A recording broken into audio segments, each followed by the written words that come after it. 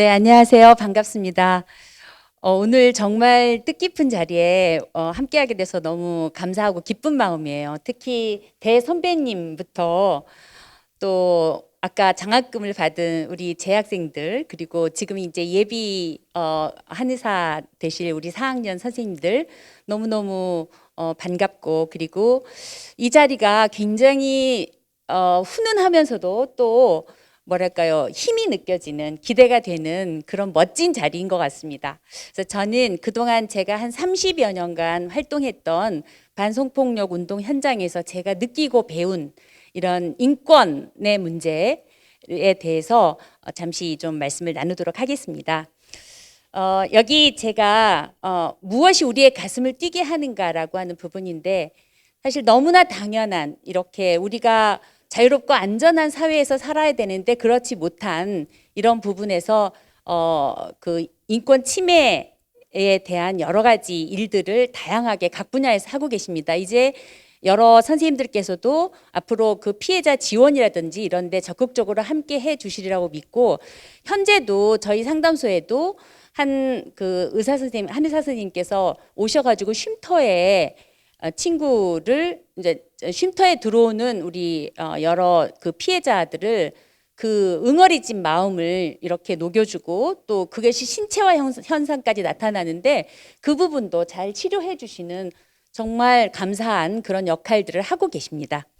네, 그래서 이 앞에 첫 장은 제가 미투, 이 싸움의 끝은 우리가 바라는 세상과 닮아 있습니다 라고 하는 이 사진 하나를 좀 설명드리고 싶은데요. 너무나 잘 아시다시피 2018년에 우리 한국 사회의 미투 운동, 저는 하나의 혁명으로 느껴졌습니다. 이 미투 운동이 시작이 됐고요. 또 뭐 그 옆에 사진은 조주빈이 그 텔레그램 엠번방 사건의 조주빈이 처음 그 재판을 받던 날 활동가들이 가서 당신들의 연대, 그 당신들의 공모를 우리들의 연대가 이길 것이다라고 하는 이런 퍼포먼스를 하는 장면입니다.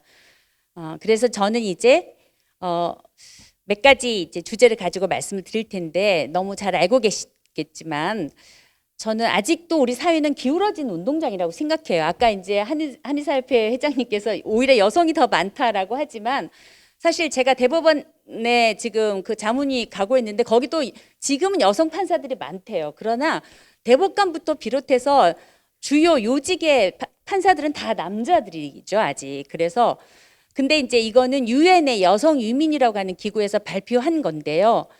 전 세계적으로 의회의 여성들은 25% 미만이고, 또 500대 기업 중에 7.4%만 여성이 운영하고 있고, 세계 197개국 중에서 22개국만 여성 리더입니다. 그래서 현재 발전 속도로 볼 때 가장 높은 권력 단계까지의 어떤 성평등에 도달하려면 130년이 더 걸릴 거다라고 추산하고 있는 정도거든요.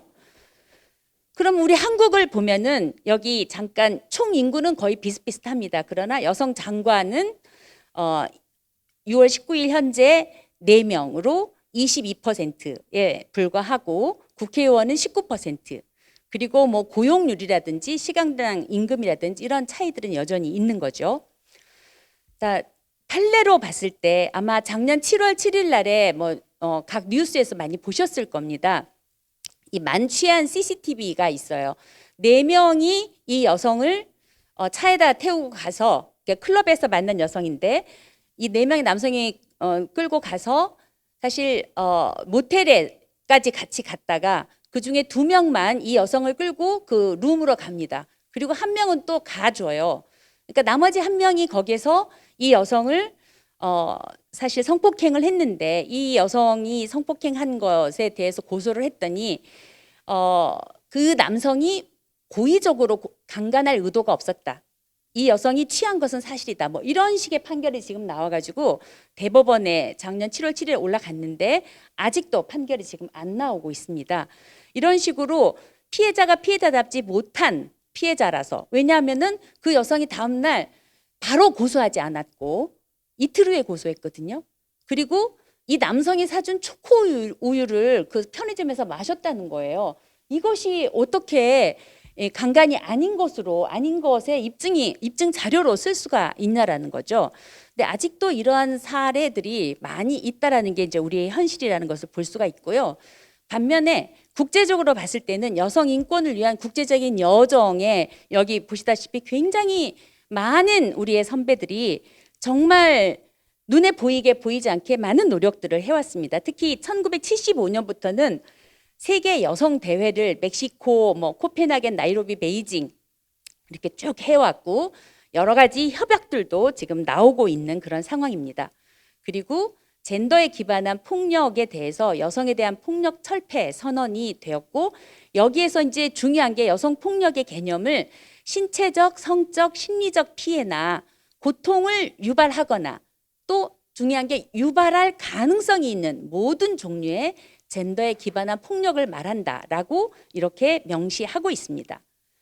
또 강간을 포함하여서 성폭력을 신변 안전 및 육체적, 성적, 정신적 온전성의 권리에 반하는 범죄로 이렇게 특정짓고 있고 또 여기에서 그 강간이라고 하는 것은 폭행 협박을 요구하는 것이 아니라 동의 여부로 판단해야 된다라는 게 전 세계적인 추세라고 볼 수가 있습니다. 그리고 2018년 3월 9일에 유엔의 여성차별철폐위원회에서 한국 정부에 이 젠더 폭력 부분에 대해서 8가지의 권고를 했는데 그중에 첫 번째가 형법의 297조를 왜 아직도 폭행 협박에 기반해서 강간을 판단하느냐 동의 여부로 하라라는 거였어요. 그래서 앞으로 4년 후에 우리 정부가 또 유엔에 가서 심의를 받을 때 여기에 관련한 이행 사항을 보고해야 하는 이런 지금 상황입니다. 그리고 또 유엔에는 아까 말씀드린 여성차별철폐위원회뿐만 아니라 여성지휘위원회가 있습니다. 이것은 성평등과 여성이 어떻게 역량을 강화할 수 있을지를 같이 논의하는 유엔 기구고요. 매년 3월에 뉴욕에 있는 유엔 본부에서 회의를 열리는데 한 7천여 명의 사람들이 모입니다. 2,000명은 이제 정부에서 오고 나머지 5,000명은 NGO들이 다 모여서 각국의 경험, 실패 경험, 성공 경험을 나누어서 정말 머리를 맞대고 어떻게 성평등 사회로 갈 것인가를 이렇게 논의하는 이런 흐름들이 쭉 지금 진행이 되고 있습니다. 잠깐 이제 한국으로 와볼까요? 한국에 1955년, 지금부터 66년 전이죠. 이런 판결이 있었어요.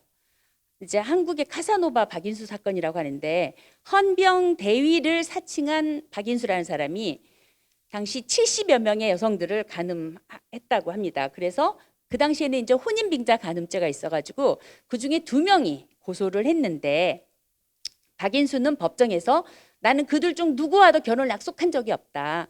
그녀들이 스스로 나한테 몸을 제공한 것이고 또 중요한 것은 70명 여성 중에 단 1명만 처녀였다. 이런 이야기를 했더라고요. 그런데 우리 1심 법원은 우리 법은 정숙한 여인의 건전하고 순결한 정조만을 보호한다라고 하면서 무죄를 선고한 거예요. 네, 간신히 2심에서 유죄 1년형이 선고가 돼가지고 3심 대법원에도 확정이 됐던 사건이 1955년입니다.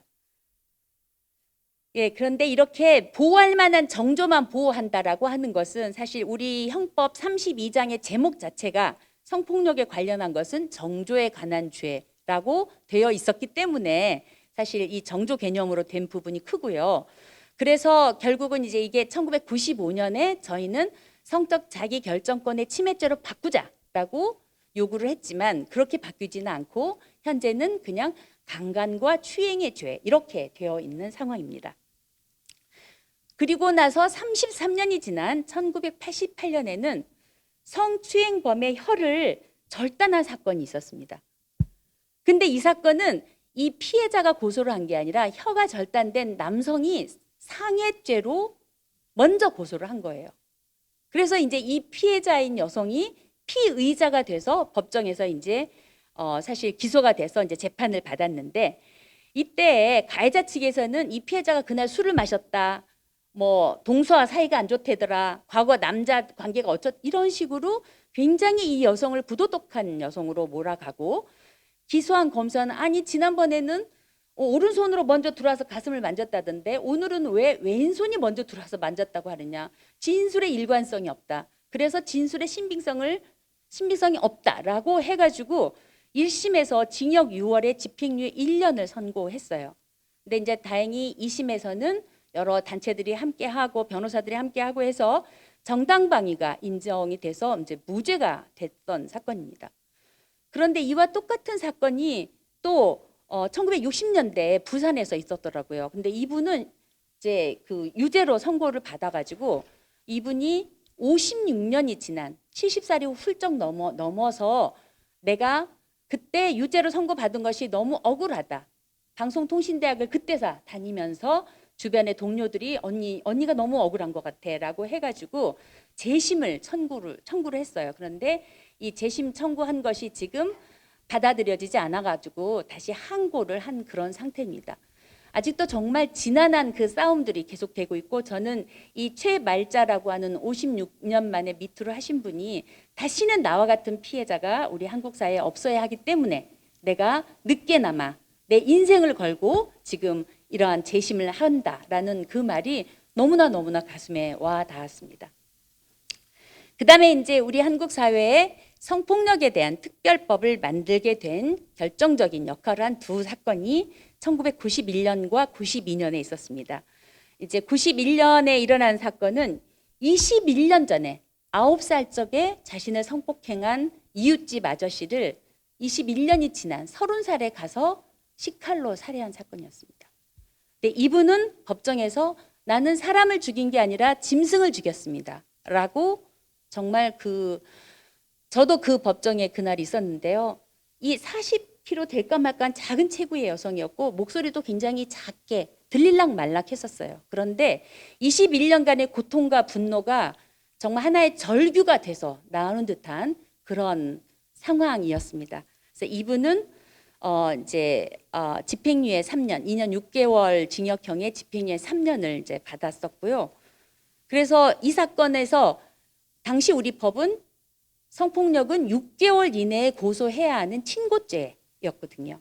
그러니까 21년이 지났기 때문에 어떤 법적인 저기도 받을 수가 없었기 때문에 이건 너무 부당하다라고 해서 성폭력에 대한 특별한 법을 만들자라고 이제 시작을 했었는데 바로 그 이듬해에는 13년간이나 의붓 아버지가 딸을 강간을 해서 이 여학생이 대학생이 되어가지고 남자친구와 함께 이 아버지를 살해한 사건, 아마 이제 이름을 알고 계시는 그런 분들도 계실 거예요.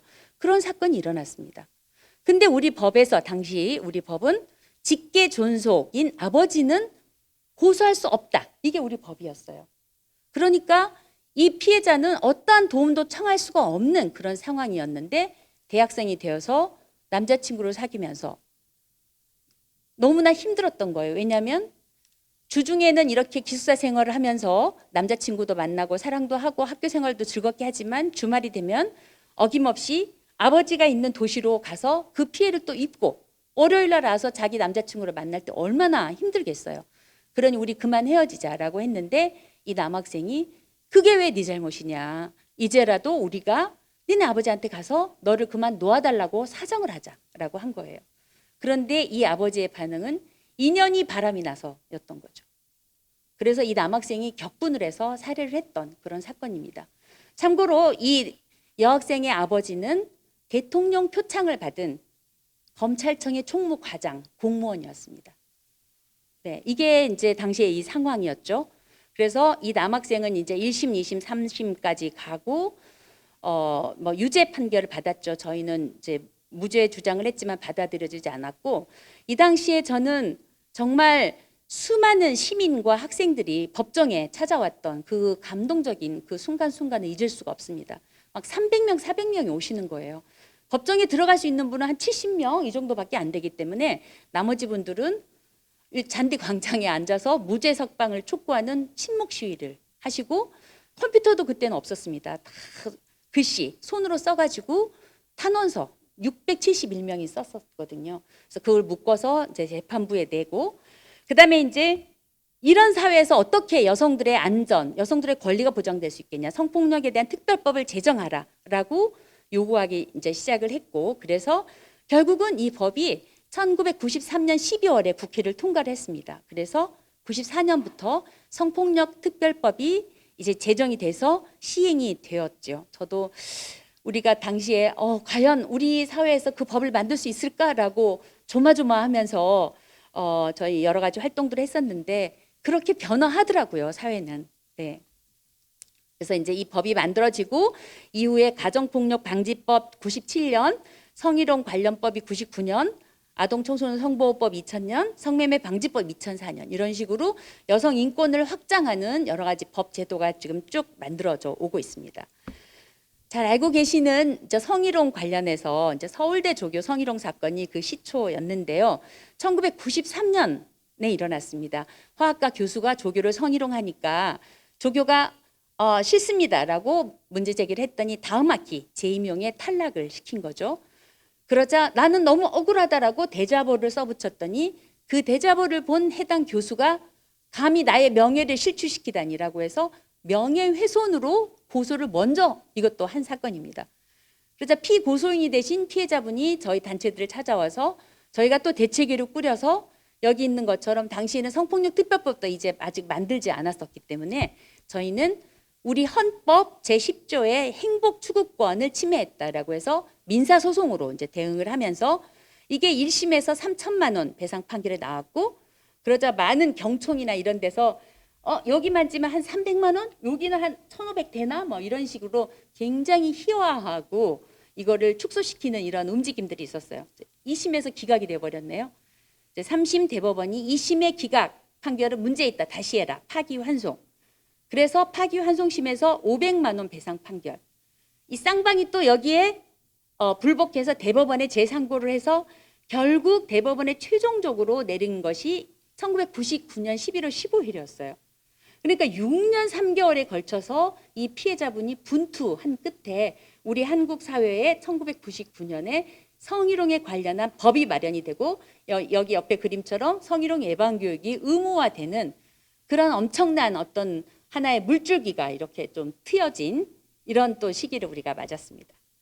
그리고 이제 그 피해 생존자들이 우리 사회에서 많이 그렇습니다. 네가 그냥 입 다물고 있는 게 너를 위한 길이다. 그래서 피해자의 입을 막고 피해자에게 수치심을 강요했어요.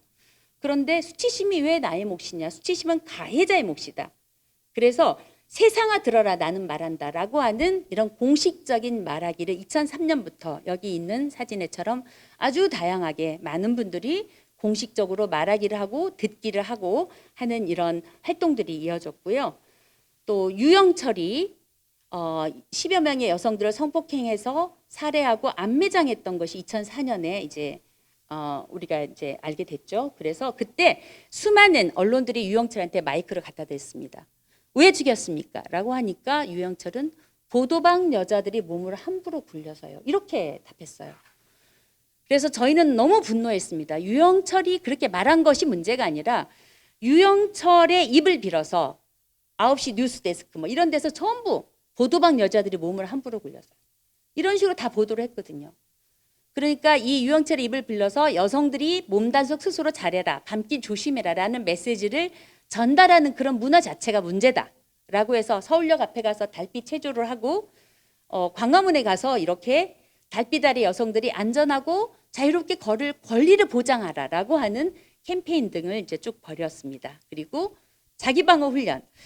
우리 지금 특히 예비 한의사 선생님들 나중에 이제 고시 보시고 나서 이 자기방어 훈련도 한번 해보시면 전 좋을 것 같아요. 왜냐하면 내 안에 충분히 그럴 힘이 있는데 우리는 어떤 위험에 닥치면 잘 대응을 못 하잖아요. 먼저 소리도 쫙 지르고 그다음에 그 사람 급소도 좀 찌르고 그래서 나를 보호해야 되는데 이런 공격에 대한 너무나 이게 연습이 안 돼 있는 거예요. 그래서 자기방어 훈련도 하고 이렇게 누가 나를 따라왔을 때 뒤에서 껴안을 때 각 일상적으로 우리가 접하는 위험에 대해서 대응하는 연습도 할 필요가 있다 이제 이렇게 생각합니다. 그다음에 이제 저는 강남역 10번 출구에 이 포스트잇을 정말 굉장히 중요한 한 그 획으로 소개를 좀 드리고 싶은데요. 이 37,109장 서울뿐만 아니라 뭐 부산, 광주, 전주 막 이런 각 지역에서 많은 시민들이 이 강남역 10번 출구 그 노래방에 딸린 화장실에서 단지 여자라는 이유만으로 살해를 당한 이 여성에 대해서 애도를 표하면서 앞으로 우리 사회가 이런 여성 혐오에 의한 사례가 더 이상 일어나면 안 된다라고 하는, 그리고 많은 남성들도 굉장히 성찰적으로 내가 어떻게 변하겠습니다라는 메시지를 여기에 다 담았습니다. 그리고 이것은 서울시 여성가족재단에서 한 장 한 장 다 사진을 찍어서 여기 있는 사이트에 가보면 이걸 다 그냥 보실 수가 있거든요. 이런 식으로 아카이브도 되어 있고, 사실 이 강남역 10번 출구 이 포스트잇은 세계적으로도 되게 많이 유명하더라고요. 그래서 이때 저희 상담소에 외국에 2명이 왔어요. 우리나라도 이런 일이 일어난다. 그런데 이렇게 4만 명이 포스트잇을 직접 갖다 붙이고 이렇게 하지는 않는다. 한국의 페미니즘에 대해서 공부하고 싶다라고 해서 인턴으로 와가지고 1년씩 그래서 같이 저희가 함께 했습니다.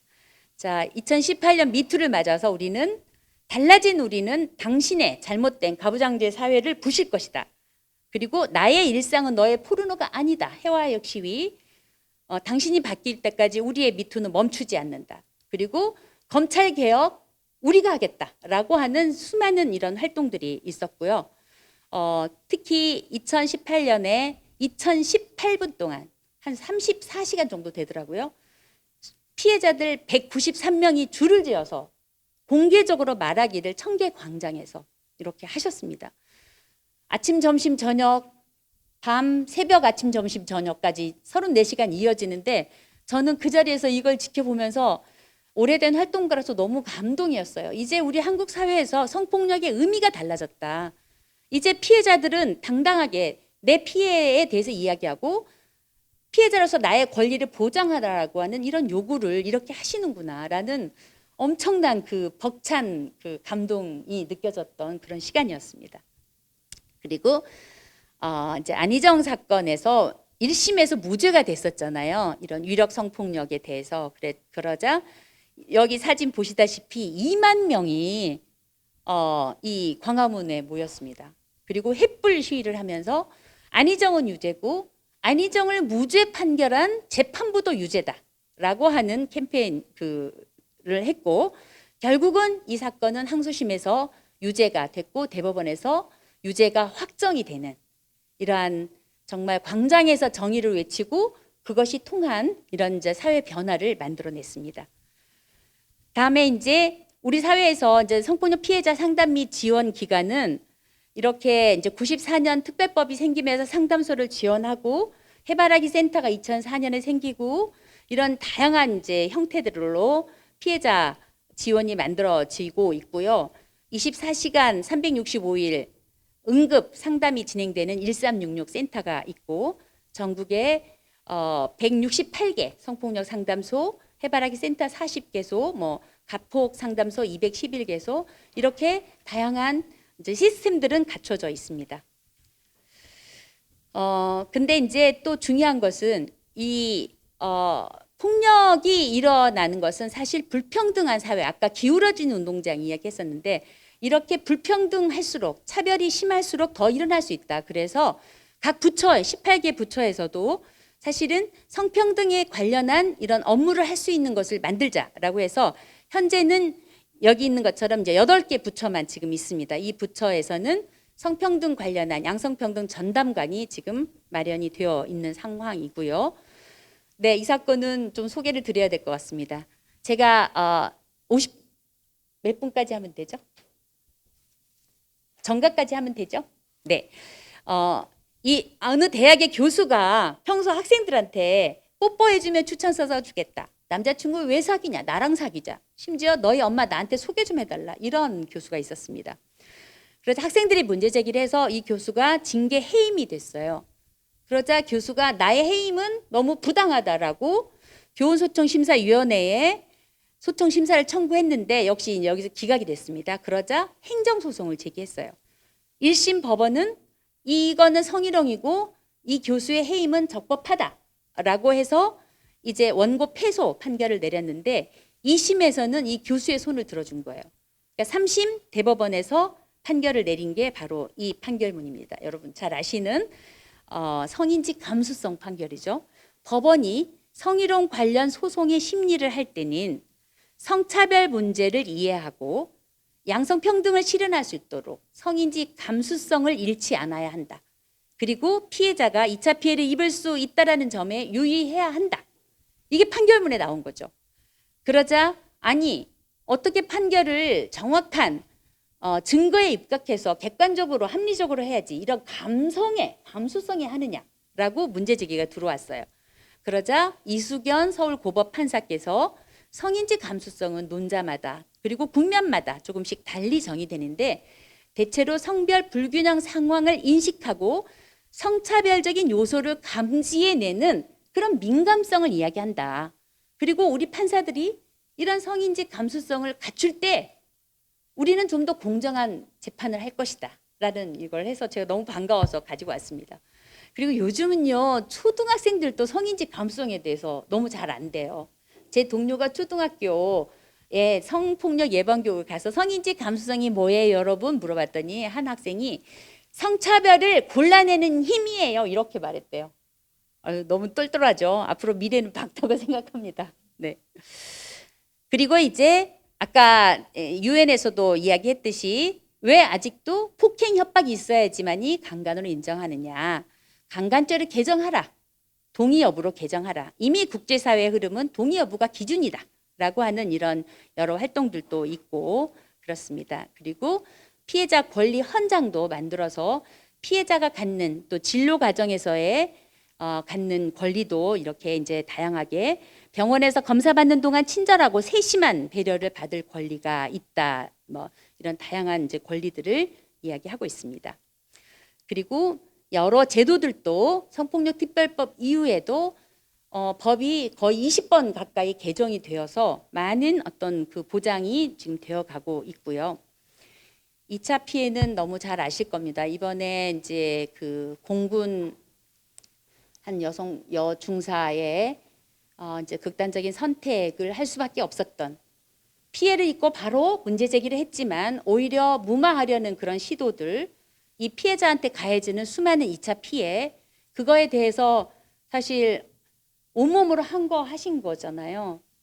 그러한 2차 피해들이 너무나 아직도 많이 되고 있다라고 하는 점에서 우리가 이런 2차 피해를 감시하자라고 하는 성폭력 수사재판 시민감시단을 저희 상담소 협의회에서 만들어서 지금 활동을 하고 있는데 매년 저희가 디딤돌 상을 받을 판사, 검사, 경찰은 누군가, 걸림돌로 선정할 판사, 검사, 경찰은 누구인가. 그리고 이것은 그냥 저희가 보도만 하는 게 아니라 다 공문으로 작성을 해가지고 대법원, 대검찰청, 경찰청에 공문으로 다 이렇게 보내고 있습니다. 그리고 한 가지 이게 다 아마 모르고 계실 텐데 이러한 사업을 저희가 하는 데는 고 최진실 님이 당시에 저희들한테 기부를 해주셨어요. 그때 아주 2천만 원 정도 되는 돈이었죠. 너무나 소중한 돈이었습니다. 이걸로 저희가 시작을 할 수 있었고 지금 17년 동안 물론 그 돈은 다 썼습니다. 그러나 그것이 정말 마중물이 되어가지고 지금 이런 사업을 할 수 있다라고 하는 점에서 그때 최진실 씨가 나는 절대 이거 알리지 마세요라고 하셔가지고 안 알렸는데 부인이 되신 최진실님께 항상 저는 감사한 마음을 갖고 있습니다. 너무나 멋진 분들이 많아요. 이 현장에서 보면은요. 자, 충남지사의 유력 성폭력 사건에서 왜 장애인도 아동도 아닌 결단력 있는 고학년 여성이 그런 피해를 입었느냐. 이것은 처음 재판이 시작되는 그날 처음에 이 피고인 측의 변호인이 이야기한 내용입니다. 다른 분들도 많이 이런 식의 문제 제기를 했죠.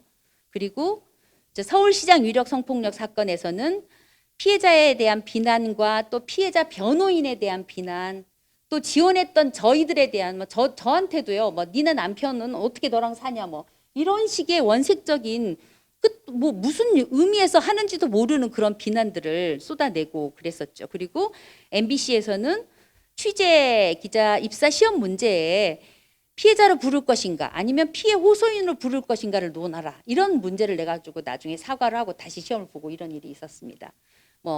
정치인들이 피해 호소인으로 부른 건 물론이고요. 서울시 의회에서 시정 질의 때 권수정 의원이 이런 말을 했습니다. 이 피해자가 크크크 흐흐흐 말줄임표 이런 것을 쓴 것은 친근감의 표시가 아니라 생존하기 위한 약자들의 비명이다. 저는 이 말을 듣는데 완전히 정말 너무나 이걸 잘 표현한, 우리가 이 위력이라고 하는 것의 그 깊이와 넓이는 그냥 위력은 특별히 행사하지 않아도 돼요. 그냥 뒤에서 기침 한번 하면 통하는 게 위력이지 않습니까? 제가 여러 이윤택 사건의 재판 때도 갔었는데, 그냥 이윤택 씨가 이렇게 진술을 할 때, 또는 이윤택 그 피해자분이 나와서 진술하고 이윤택 씨는 저 뒤에 가림막 뒤에 있지만 그 뒤에서 하고 헛기침을 하는 거예요. 듣기 싫다. 이런 식의 어떤 제스처를 하면 이 앞에 나와서 이야기하는 이분은 어떤 심정이 있겠느냐고요. 이게 위력이라고 저는 생각합니다. 그래서 이제 마지막으로 쟁점을 좀 말씀을 정리해서 드리자면, 일단 우리 사회에서는 이 피해자를 보는 관점이 변화해야 한다. 왜 피해자를 보호해야 되는 존재로만 인식을 하는지, 보호가 아니라 권리를 가진 주체로서 우리가 피해자의 권리를 보장을 해야 되고, 그리고 피해자화에 묻히면 안 된다. 여기 잘 아시다시피 정의당의 장혜영 의원이 피해자다움도 가해자다움도 없다라고 하는 입장문을 쓰셨죠. 국회의원인 본인이 누가 피해자가 되리라 생각을 했느냐. 가해자, 당대표가 국회의원을 성추행했다라고 하는 이 자체에 대해서 우리가 말하는 그 수많은 피해자다움, 가해자다움 다 없고 누구나 다 이런 피해에 노출될 수 있다는 것을 아주 보여주신 사례라고 생각을 하고요. 자, 법의 합리성, 객관성 이야기하지만 사실 여기에는 피해자의 경험과 피해자의 목소리가 제대로 들어가 있지 않다라고 하는 것이 수많은, 아까 우리가 그 중간간 사건, 그 모텔에 끌려간 CCTV가 다 있는 그 사건에서도 우리가 이제 볼 수가 있죠. 그리고 가해자를 엄벌에 처해야 한다, 괴물이다라고 하는 것도 저희는 굉장히 굉장히 복잡한 마음입니다. 지금 전자발찌도 채우고 화학적 거세도 하고 있습니다. 그러나 전자발찌를 찬 채 1년에 60에서 80건의 성폭력이 일어나고 있어요. 조두순이 나왔을 때 많은 사람들이, 굉장히 특히 그 지역 주민들이 문제 제기를 하셨죠. 조두순은 12년형을 선고받았어요. 12년 동안 감옥에 갇혔지만 그 사람의 변화에 대해서 누구도 신뢰할 수 없다라는 게 지금 문제인 거죠. 그래서 저희는 이런 엄벌주의보다는 사실은 처벌의 확실성을 높이는 것이 중요하다라고 생각을 하고 있습니다. 그리고 이제 예방 교육을 굉장히, 이제 오늘은 너무 아쉽습니다만은 이렇게 소규모로 토론식으로 우리가 이제 진행을 하면 좋겠다 생각이 들고요. 자, 이거 한번 볼게요. 강간범죄, 아동성추행, 기타 성범죄, 부당한 처벌을 불기소, 집행유예로 만들어 줄 테니 우리 노폼으로 오세요라고 하는 광고판이 법원이 있는 교대 전철역에 하루 걸렸었어요. 이거를 본 한 시민이 문제 제기를 해가지고 이걸 바로 뗐습니다. 그러나 이걸 걸었던 이 법률사무소 홈페이지에 들어가 보면 무죄 판결을 받아낸 판결문을 쫙 다 올려놓으면 수십 개만 올려져 있어요. 그래서 지금은 가해자로 지목된 사람이 피해자한테 진심 어린 사죄를 하는 게 아니라 이런 노펌에 가가지고 돈 1,000만 원, 1,500만 원 내면서 거기에서 지시하는 대로 저희 한국성폭력 상담소 같은데 막 기부금을 내요. 그래서 그거를 자기의 가명 목적으로 쓰고 있는 거죠. 그래서 저희가 이런 식의 일방적인 후원, 일방적인 기부, 봉사활동, 이것이 감경 요소로 가서는 안 된다라고 하는 것을 지금 양형위원회에 다 이제 제출을 한 그런 상태입니다. 네, 제가 막 달려왔는데요. 저희는 이제 이렇게 너무나 다양한 그 이슈들에 지금 있지만 또 한편 되게 그래서 매우 심각하고 항상 할 일이 너무 많고 저희들이 막 만나면 다 으쌰으쌰 해야 되는 거지만 또 한편 이렇게 즐겁게 춤을 추면서 하기도 합니다. 이거는 1 billion rising이라고 하는 퍼포먼스인데요. 10억 명의 혁명이라고 하는 거예요. 전 세계 10억 명이 여성 폭력을 끝내기 위한 범세계적인 공동 행동을 하는 거죠. 여기 막 이거 보세요. 교복 입고 춤추기도 하고 바닷가에서 춤추기도 하고 여기 뒤에 밑에 제가 그 사이트 해놨는데 요거는 우리 한국에서 이 퍼포먼스를 어떻게 했는지 안무 영상도 있고 전체가 한 것을 편집해서 한 것도 있습니다. 혹시 시간 나시면 보시면 좋겠고요. 이제 마지막으로 저는 이제 선생님들께서 진료를 하실 때 이제 피해자분들이 오셔서 그 30년 묵은 체증, 정말 뭐라고 말할 수 없는 그 고통에 대해서도 이야기를 하실 겁니다. 이제 이럴 때 이들을 어떤 사회적인 약자나 소수자의 위치가 아니라 권리를 가진 사람으로, 어떤 시혜나 동정의 대상이 아니라 권리를 보장해야 하는 그런 그 인권의 관점에서 보고 진료를 해 주십사, 이제 이렇게 말씀을 드리고 싶습니다. 그래서 제가 지난 30년간 현장에서 배우고 느낀 것은 우리 사회는 절대로 저절로 변화하지는 않더라고요. 아까 성희롱에 관련한 것도 6년 3개월에 걸친 그 피해자분의 엄청난 분투로 만들어졌고, 저희가 이분께 용감한 반성폭력 운동상을 제정해서 드렸는데 그때 시상식에 이런 말씀을 하셨어요. 지난 6년 3개월 동안 정말 주변에서 많은 사람들이 저한테 많은 회유를 하고 협박을 했습니다. 그러나 제가 여기서 그만두면 또 다른 여성 누군가가 저와 똑같은 길을 걸어야 한다는 걸 알기 때문에 저는 거기서 그만둘 수 없었습니다. 그리고 이제는 저는 한 사회적 책무를 가진 사람으로서 지속할 수밖에 없었고, 여기에 많은 시민들, 공동 변호인단들, 공동 대책위원들이 함께 해줬기 때문에 이게 가능했습니다라고 말씀하시더라고요. 그래서 제가 정말 우리와 같은 박수를 저희가 함께 치면서 우리는 이렇게 선배들한테 어쩌면 빚을 지고 있지 않나? 그러면 우리는 다음 후대를 위해서 무엇을 해야 될까? 이런 다짐을 할 수 있는 시간이었습니다. 네. 예, 제가 이 사진 되게 좋아서 마지막으로 가져와 봤는데요. 이제 임서령 작가의 웃는 여성은 다 예뻐라고 하는 그 저기예요. 근데 여기 한 70세 넘으신 어르신인 것 같아요. 이 어르신의 인생이 녹여나는 듯한 그런 표정의 웃음, 막 태어난 아이의 웃음, 소녀의 웃음, 또 두 배우의 웃음이잖아요.